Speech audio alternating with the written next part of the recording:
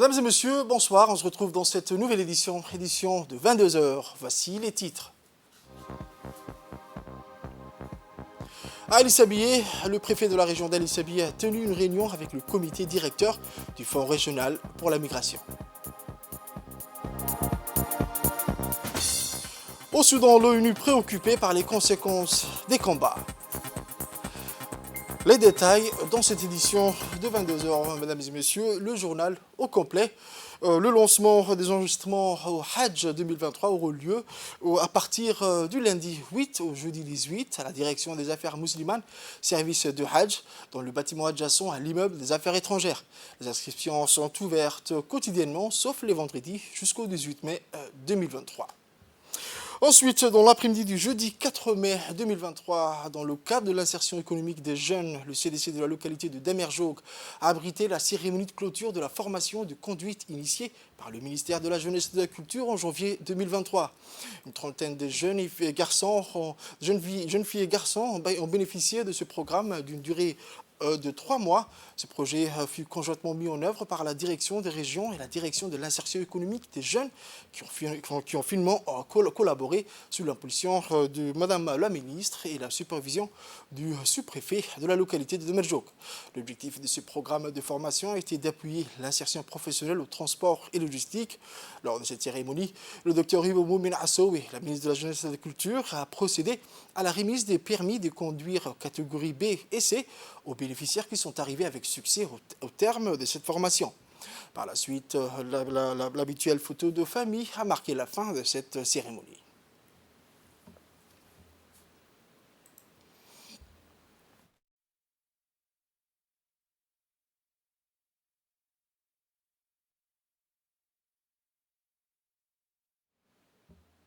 Ensuite, voici le discours prononcé de la ministre de la Jeunesse et de la Culture, le docteur Hibo Moumin Assowe. On écoute ses propos. C'est pour moi une immense joie de présider aujourd'hui en votre compagnie cette cérémonie de fin de formation qui coïncide aussi avec la remise de permis de conduite dans la catégorie des véhicules légers et poids lourds pour le 30 jeunes récipiendaires de cette localité de Damerjog.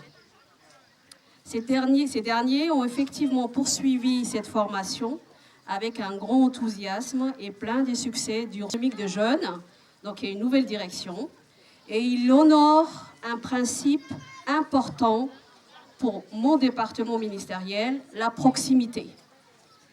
Et je salue d'ailleurs que l'auto-école ait relevé le défi de faire la formation au sein même du CDC. Vous savez, la mobilité, ça a un coût. Donc le fait que les formations viennent aux jeunes, c'est vraiment très important. Donc mon département ministériel n'a pas manqué de mettre tout en œuvre pour que ces projets deviennent une réalité, en y accordant son propre financement et permettant ainsi la mise à disposition des moniteurs tout au long de cette formation, aussi bien théorique que pratique. Pour ma part, je suis entièrement convaincue qu'à travers cette formation en conduite, ces jeunes sont maintenant outillés pour pouvoir prétendre aux débouchés professionnels qui s'offrent à eux dans cette localité en plein essor économique dans les domaines du transport et de la logistique. Enfin, et non de moindre, je voudrais lancer à cette occasion un vibrant appel pour votre précieuse contribution en votre qualité d'opérateur économique, d'autorité administrative et militaire de toute cette localité, de nous emboîter le pas en accompagnement de notre effort pour insérer ces jeunes dans la vie active. Et s'ils le sont déjà, de pouvoir peut-être aussi les encourager encore plus. Nous vous passons le relais et les services d'accompagnement de cette même direction d'insertion économique de jeunes va être à l'écoute et j'espère qu'elle nous ramènera des très bonnes nouvelles, Inch'Allah. Ensuite, nous allons écouter une réaction d'un bénéficiaire du jeune, Youssouf. On écoute. Je suis d'ici et aujourd'hui j'ai reçu le permis catégorie B. Aujourd'hui c'était un gros jour et aussi c'était le jour de clôture et qu'on a reçu le permis. Cette formation qu'on a profité, qui a duré 3 mois. Je dirais merci à tous qui ont contribué et qui nous ont aidés et qui étaient là pour nous.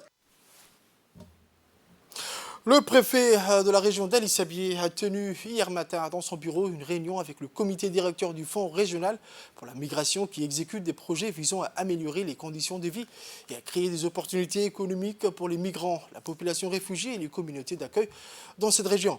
Organisé par l'IGAD en collaboration avec les chefs de la division Afrique de l'Est au ministère fédéral allemand de la coopération économique et de développement et chef de projet principal de la Banque allemande de développement, mais aussi de l'équipe de migration de l'IGAD. Le Fonds régional pour la migration de l'IGAD est une intervention unique visant à relever les défis sociaux et économiques des migrants le long des routes migratoires et des personnes vivant dans un camp de réfugiés prolongé dans la région à Djibouti, à Ali Sabié et à Ali Adé, et le long de la frontière kenyane et éthiopienne Moyale. A participé à la réunion le préfet de la région, M. Moussa Aden Migane, l'ambassadrice de la République fédérale d'Allemagne à Djibouti, Dr Heike Führer, Mme Fathia Alouane, directrice de la division de la santé et du développement social de l'IGAD, le président du conseil régional, les directeurs généraux des services d'immigration et des agences de gestion des réfugiés des États membres de l'IGAD et chef du projet principal, mais aussi de l'équipe de migration de l'IGAD.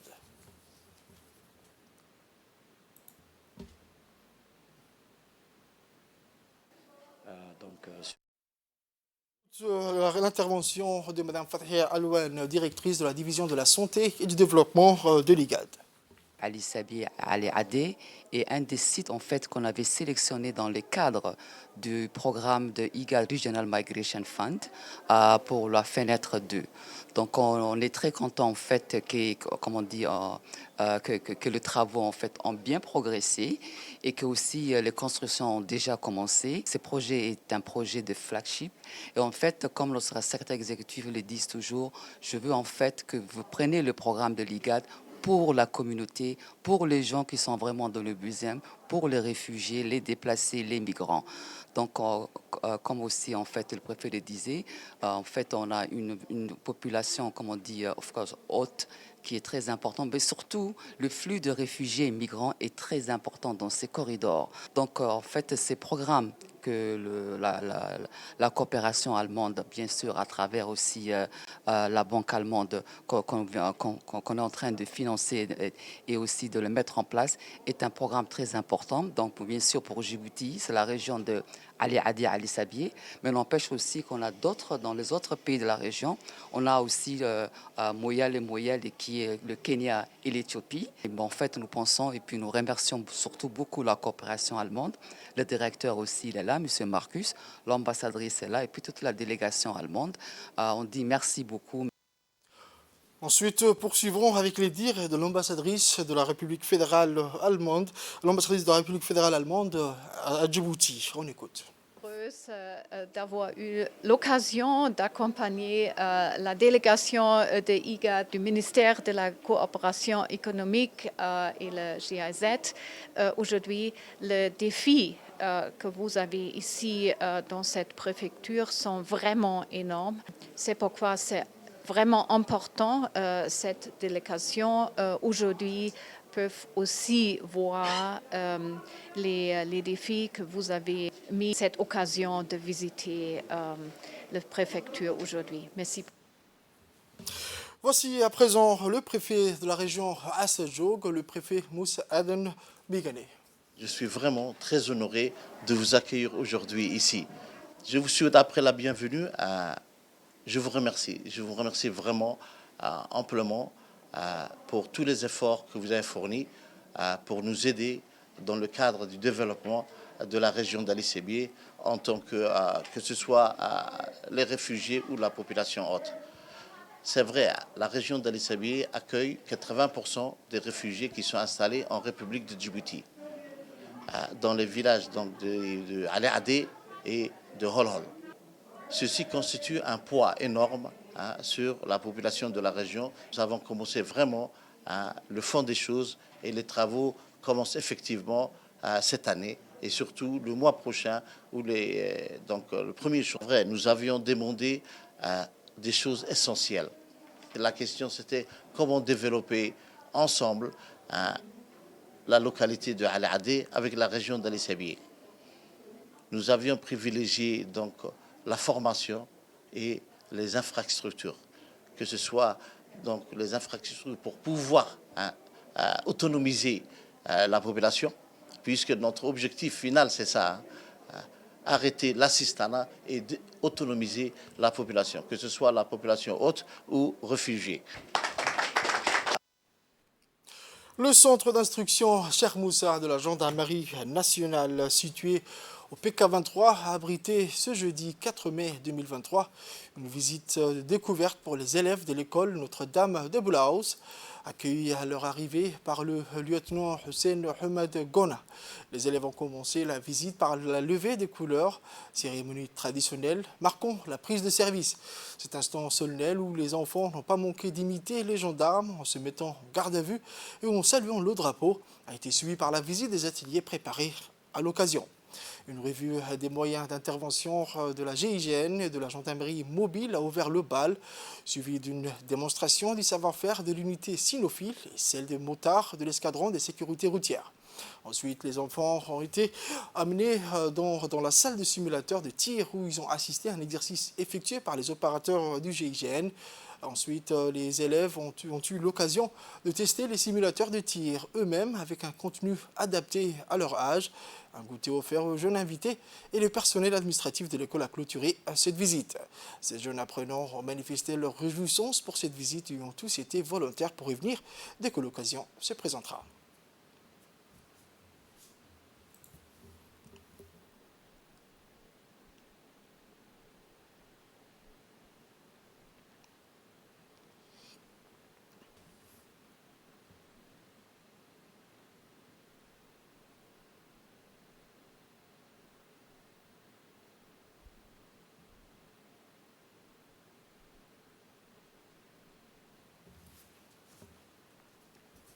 Je vous emmène au nord à présent où une forte délégation s'est rendue dans la journée du mercredi 3 mai 2023 par voie marine dans le chef-lieu de Hayou afin de participer à la cérémonie d'inauguration du mur de clôture de l'école 1. À leur arrivée, accueillis à la GT de l'Escale par le préfet intérimaire M. Ali Mohamed Maki et par l'hôte du jour, le président du conseil régional M. Mohamed Ahmed Ismail, la délégation fut conduite au conseil régional pour une réception. Cette dernière est composée du représentant du ministère délégué chargé de la décentralisation, Mme Fordous Ahmed, directrice de la prospective et du développement territorial, et M. Mohamed Sougué, conseiller technique, mais aussi du représentant du MENFOP, M. Saleh Alouane et Abdi Delil, respectivement, directeur général de l'administration et directeur général de l'enseignement. Sans oublier l'ambassade de l'Union européenne, de l'ambassade de France et de l'UNICEF, comprenant les représentants. Par la suite, les délégations se sont déplacées dans l'enceinte de l'école primaire 1 d'Obok où fut préparé le lieu de la cérémonie avec des danses folkloriques. Il faut préciser que ce projet de clôture de l'école issue du PDR, Plan de développement régional, porté par la communauté éducative et les parents d'élèves, a été financé sur le programme ADIL sur financement de l'Union européenne avec l'appui technique d'Expertise France sous la maîtrise d'ouvrage déléguée de la collectivité territoriale d'Obok. Désormais, les quelques 600 élèves de cet établissement, mais aussi les enseignants, travailleront dans de meilleures conditions pour un rendement optimal des résultats scolaires.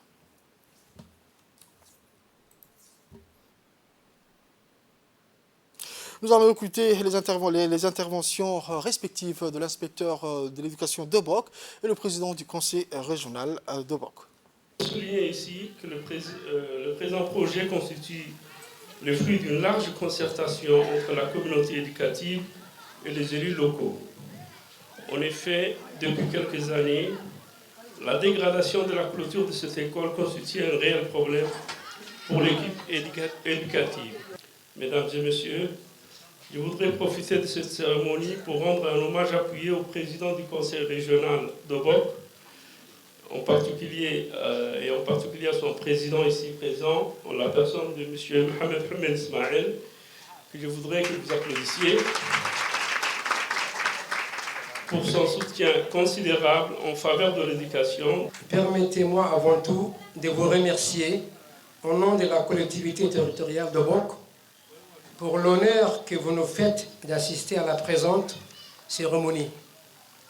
L'événement qui nous réunit aujourd'hui et l'inauguration du mur de clôture de l'école primaire 1 d'Obok, anciennement appelée École Roblé-Boulalé, du nom du premier instituteur autochtone de notre pays.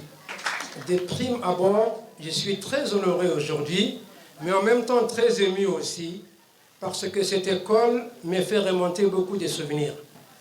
En effet, avec mes amis d'enfance, dont je vois ici le DGA, Saleh Alouane, et l'élu local, Abdelkader Mohamed Cheikh, nous fîmes les premiers élèves de cette école à son ouverture en 1978. Par la suite, je suis également ému parce que j'ai commencé ma profession ici en 1994 comme instituteur. Ce projet de clôture est issu des priorités de la région, décliné dans le PDR. Ces projets, financés par l'Union européenne dans le cadre du programme ADIL, en collaboration avec notre partenaire Key Expertise France. Ce projet s'inscrit également dans la droite ligne de la feuille de route du président de la République, chef du gouvernement, son Excellence M. Mohamed Guelleh, et mise en application par les ministères délégués chargés de la décentralisation. Ensuite, voici les dires des représentants d'Expertise France et de l'Union européenne. Dans cette école qui est très spéciale, comme l'a dit Monsieur le Président du Conseil régional, c'est un jour assez important pour vous et aussi pour nous d'être là aujourd'hui. C'est un beau projet dans cette école assez historique, comme vous l'avez dit, et c'est une nouvelle pierre que vous apportez dans la vie de cette école à travers la rénovation et la réhabilitation de cette clôture. C'est un projet qui est assez emblématique pour Obock, vous l'avez dit Monsieur le Président, et je tiens encore à féliciter la coordination entre les équipes du Conseil régional et du ministère de l'Éducation nationale et de la formation professionnelle. Nous sommes réunis aujourd'hui pour inaugurer des projets réalisés dans le cadre du projet Appui de l'Union européenne à la décentralisation et aux initiatives locales, nommé ADIL. Juste pour l'anecdote, mon fils s'appelle ADIL. Au nom de l'Union européenne, je tiens à vous remercier, Monsieur le Président du Conseil régional, ainsi que l'équipe d'Expertise France pour l'organisation de ce bel événement. Ces jours-ci, j'ai l'honneur et le plaisir d'inaugurer avec vous 4 projets d'infrastructure d'environ 24 millions de francs djiboutiens au profit du développement local. Il s'agit là tout de suite et avec grand honneur du mur de clôture de l'école primaire d'Obock, ensuite le dortoir de l'école de Larassa et l'inauguration de 2 citernes enterrées à Awas et Lanaba. Le directeur général de l'enseignement et la directrice de la décentralisation ont indiqué que les élèves travailleront dans de meilleures conditions pour un rendement optimal des résultats scolaires. On écoute leurs propos.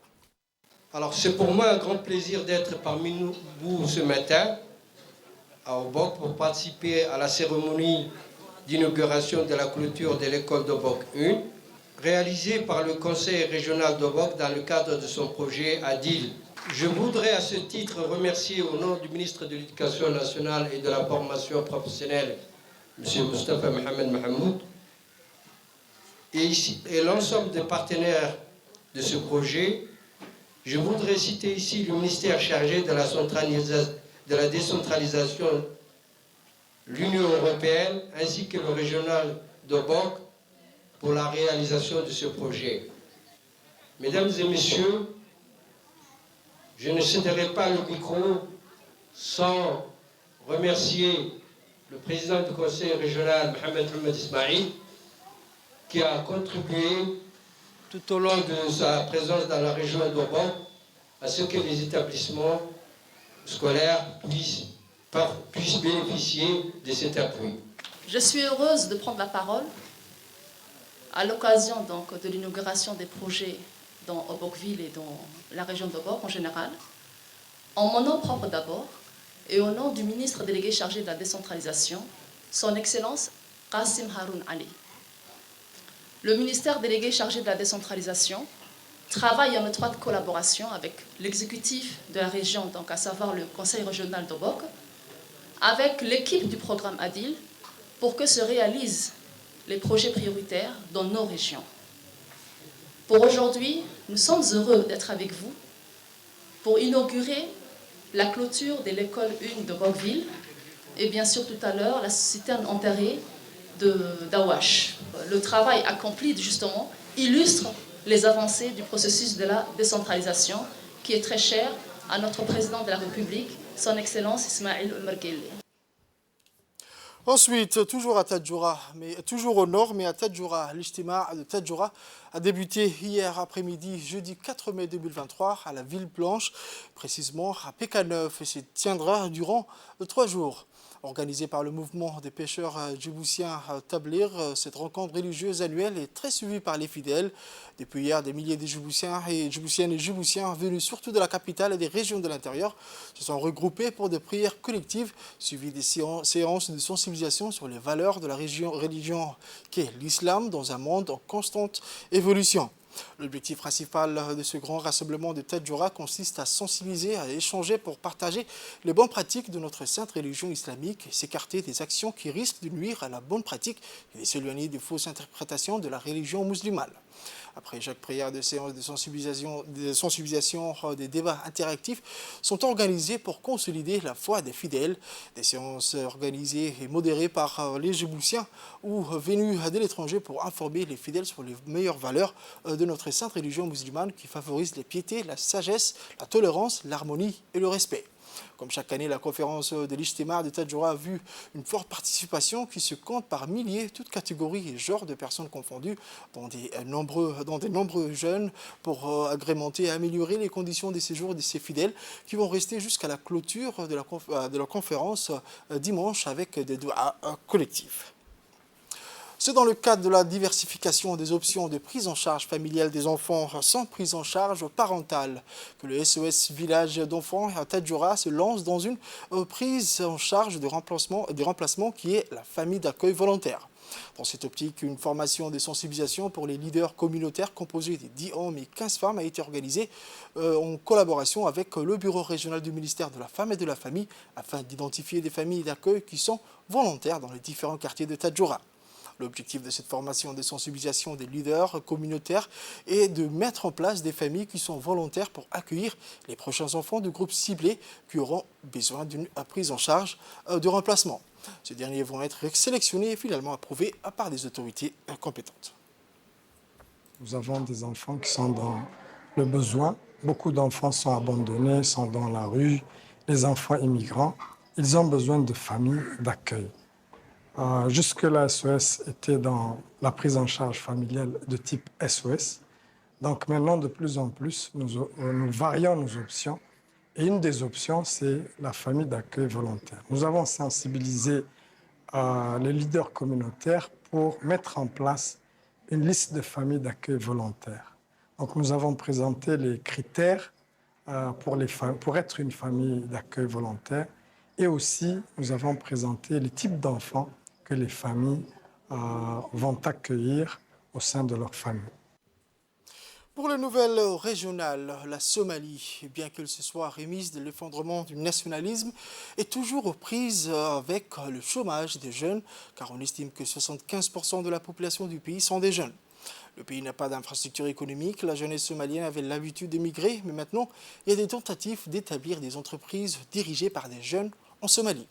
Abdel Nasser Hirsi Abdi fait partie de ces jeunes Somaliens qui ont voyagé dans plusieurs pays du monde. Abdel Nasser a créé une entreprise de lavage de voitures à Mogadiscio, une entreprise mobile qui emmène les jeunes de chez eux aux clients pour lesquels ils travaillent. L'entreprise fondée par ce garçon revenu de la diaspora s'appelle Bourgi et emploie de nombreux jeunes qui ont trouvé un emploi grâce à cette idée qu'il a ramené dans son pays avec Abdel Nasser. Au moins 5 véhicules travaillent pour cette société Bourgi qui se rendent à domicile ou sur les lieux de travail des propriétaires des véhicules afin qu'ils puissent les laver. De leur côté, nous avons parlé à certains de ces jeunes pour lesquels Abdel Nasser avait créé des emplois qui ont dit qu'ils avaient quitté l'école. Lorsque vous vous promenez dans Mogadiscio, vous voyez une communauté qui est dans une véritable lutte pour la vie. Les habitants de cette ville en sont très résilients, peu importe les circonstances qu'ils traversent. Ils ne manquent pas de mettre en œuvre de nouvelles idées chaque jour. Au Soudan, je vous disais dans les titres, l'ONU préoccupée par les conséquences des combats au Soudan. Malgré l'annonce d'une trêve par un médiateur, les combats n'ont pas cessé au Soudan. Les Nations Unies redoutent une catastrophe humanitaire et une déstabilisation des pays voisins. Les ressortissants étrangers ont presque tous été rapatriés. Les combats n'ont pas vraiment baissé d'intensité ces derniers jours dans la capitale du Soudan. Malgré le cessez-le-feu de 8 jours annoncé mardi soir par le médiateur sud-soudanais, Rien ne laisse présager ce mercredi une sortie de crise au Soudan. Après 2 semaines d'affrontation entre les deux composants de la junte militaire, le pays est menacé de catastrophe humanitaire. C'est l'ONU qui estime que les combats entre l'armée et les paramilitaires des forces de soutien rapide ont fait au moins 500 morts et poussé près de 330 000 personnes à fuir leur domicile. Martin Griffiths, secrétaire général adjoint aux affaires humanitaires et coordinateur des séjours d'urgence de l'ONU, est arrivé mercredi à Port-Soudan, ville côtière épargnée par les combats où accostent les navires chargés d'aide humanitaire. Pour les actualités internationales, le roi et la reine consort utiliseront 2 carrosses dorées pour le couronnement du roi Charles III le 6 mai. Le couple royal se rendra à l'abbaye de Westminster dans le nouveau carrosse d'état de jubilé de diamant. Il retournera ensuite à Buckingham Palace de la carrosse d'état doré qui a été utilisée lors de tous les couronnements depuis les années 1830. Ce même véhicule marquera l'un des temps forts du couronnement de Charles III le 6 mai prochain. Car c'est à bord de ce carrosse que le roi et son épouse, la reine Camilla, fraîchement couronnée, quitteront l'abbaye de Westminster pour le palais de Buckingham. Les badauds massés le long du Mall, la longue avenue qui mène à la résidence royale, pourront admirer le Gold State Coach. Sur la fin de ce journal de ce soir, mesdames et messieurs, merci à vous de l'avoir suivi et restez avec nous pour la suite du programme sur Télé Djibouti.